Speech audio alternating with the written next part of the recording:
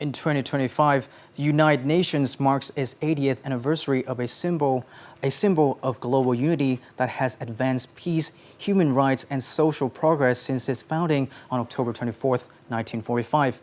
In an era marked by evolving global challenges beyond traditional military threats, non-traditional security issues pose complex risks to international stability.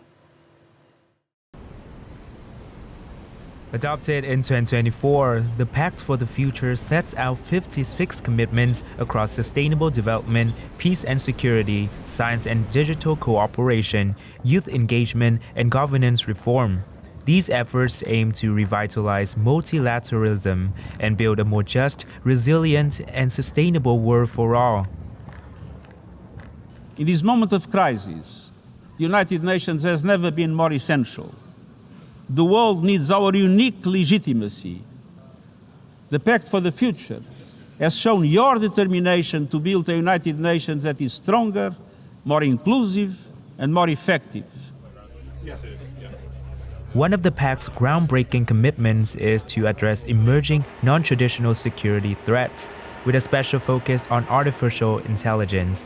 This shift underscores how non-traditional security issues are crucial to shaping the sustainable and secure future envisioned by the Pact. The Pact for the Future adopted last session reaffirmed that compass while adjusting our sails for today. Its Global Digital Compact is the world's first common agreement on how artificial intelligence should be governed. Experts say AI could accelerate progress on nearly 80% of the Sustainable Development Goals. And at the heart of this pact is a renewed commitment to accelerate progress on the Sustainable Development Goals, or SDGs, the internationally agreed blueprint to end poverty, protect the planet, and ensure prosperity for all by 2030. We are facing a very unprecedented landscape. But fortunately, now member states, despite their divergent views, they came together, associated with this very noble conception that we need to inject the more resources, inject the more political commitment to achieve the 2030 agenda.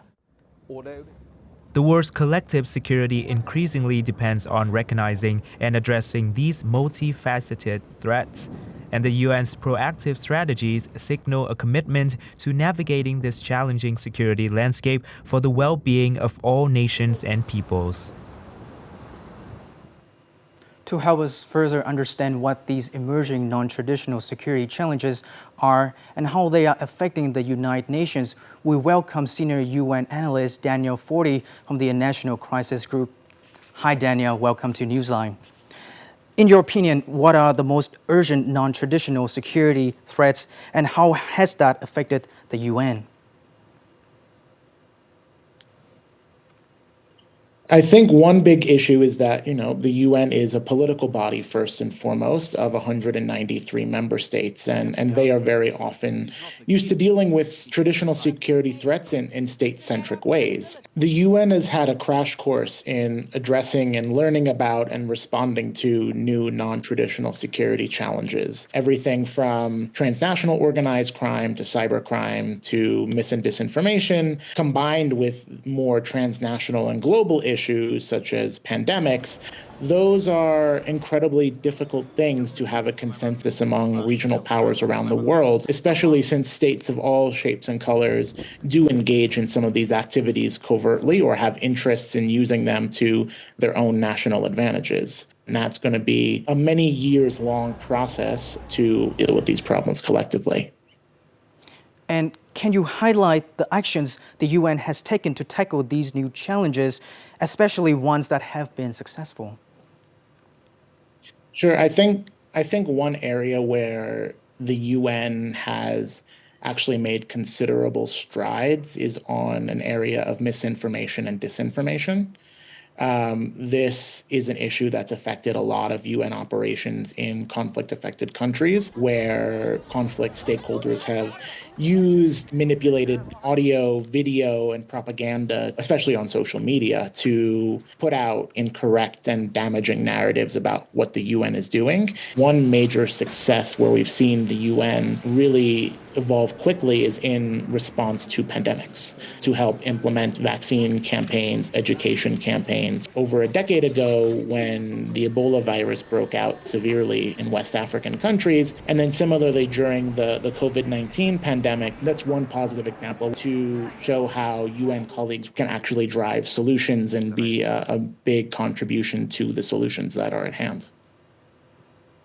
In regards to new technologies, how should the UN evolve its strategies to better handle them? I think this is a big space where we've seen artificial intelligence and its implications for peace and security. That's a major topic at the UN right now. So you have, in the past 2 years, many intergovernmental discussions and policy papers from the UN system that clearly outline opportunities to use AI for development, education, even for peace in a collaborative way. But now with a lot of these new threats, there will need to be an investment to actually give the system a fighting chance to be better prepared and to move quicker whenever bigger issues do emerge. Thank you so much for your time, Daniel.